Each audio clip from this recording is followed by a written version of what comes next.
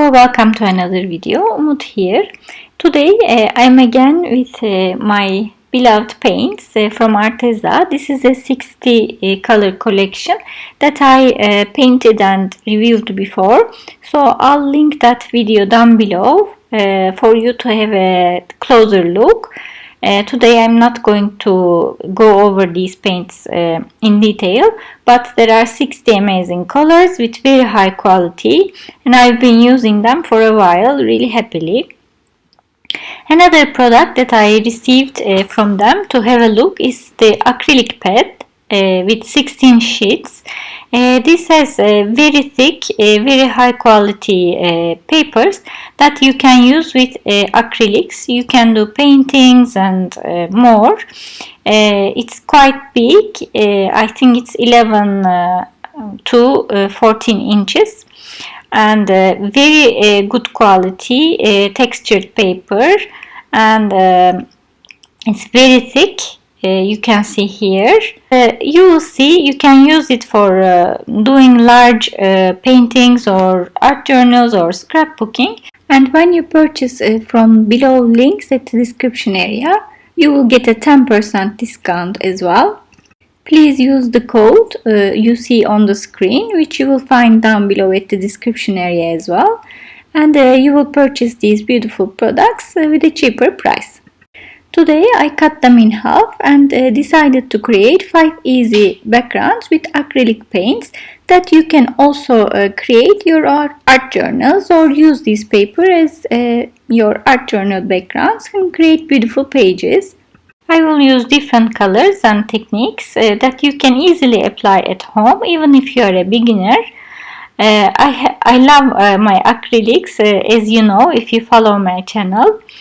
Before I start, I need to gesso these pages first. Use any gesso that you have, doesn't matter, to prepare the paper for acrylics. I'm using a big brush to make my life easier. And by the way, I thought we could create some texture with gesso as well. So I went over this textured space with a plastic pen. This is a brush with a silicone tip. So I went over it. It was already, I applied a little bit thicker layer of gesso. You can do it with the back of a brush, with anything, with your finger, doesn't matter, and leave it to dry.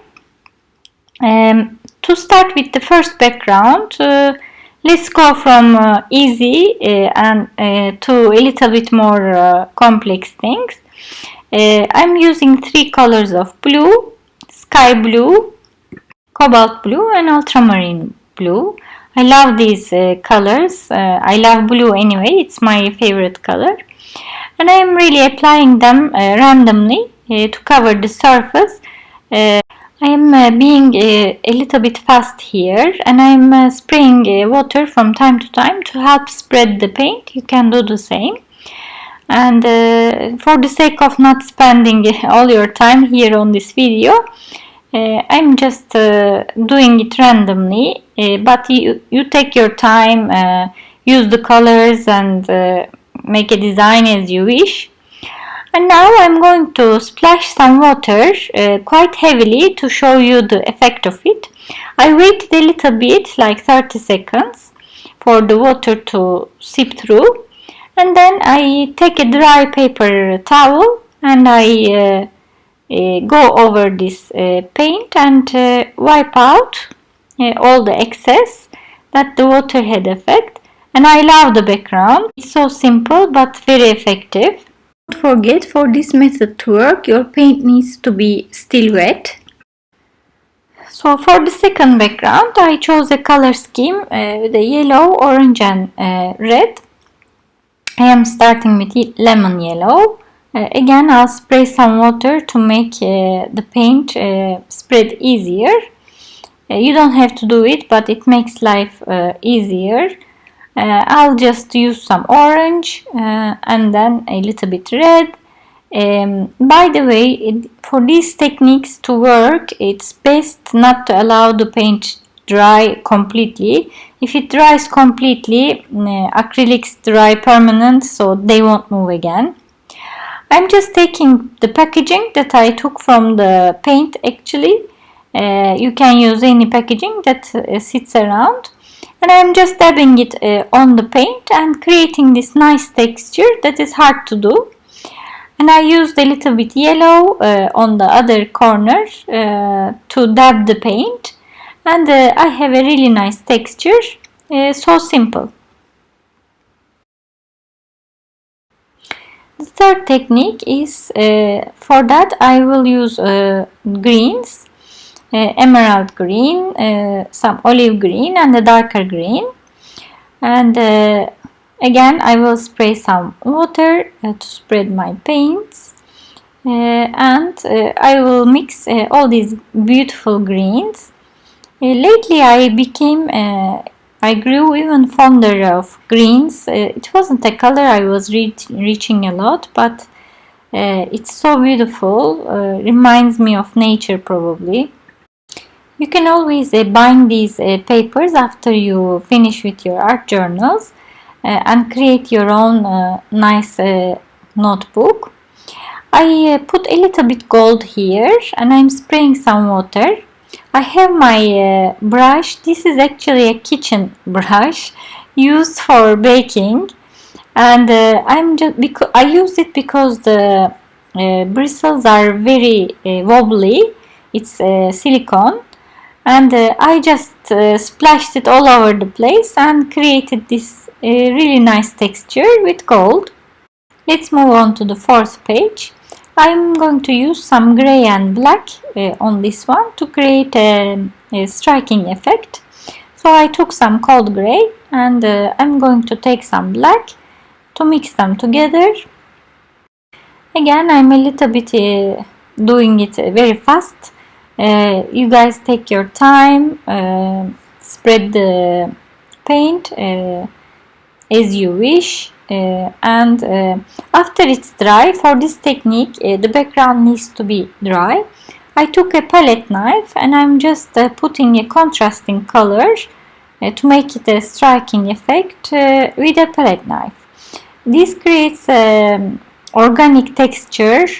If you go around with a little bit paint with your palette knife, as you see, this is a texture that you cannot achieve with a brush or any other tool.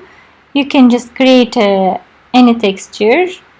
As you see, sometimes I just went through in the paint and created a very nice texture. And the fifth and last page, I'm using cerulean blue. It's a very vibrant blue that I love. This is the page that I had the gesso texture already, so I'm going to show you just having that and painting it. It's already a nice texture. As you see, all the shapes are created with gesso, just shows. And now a different technique. I'm using some tape, masking tape, or you can use any thickness. I found a thin tape to make this technique. And I'm just going all around the page as I wish. You can do this in any shape or form. There are masking tapes that are thin, thick. You can find them everywhere to do this technique. And after I stick all my tape, I'm going to use a contrasting color. I chose a shade of brown and go over all the page with this brown. And when I lift the tape, you will see that it will create a very nice contrasting effect already for you to have as your background. I love this technique and I should use it more often actually. And the moment of lifting the tape is the favorite moment.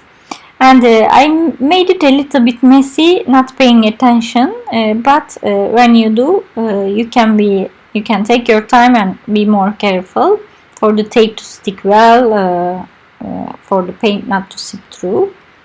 So we have all our backgrounds that was made only by using acrylics with a couple of different tools.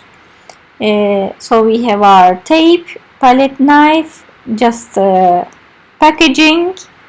The other one is splashes, this beautiful green one, and just water lifting the paint. So I hope you enjoyed this video and it gave you new ideas. Thank you so much for watching as usual, and don't forget to hit the like button or subscribe if you haven't already. Thanks for watching and see you next time.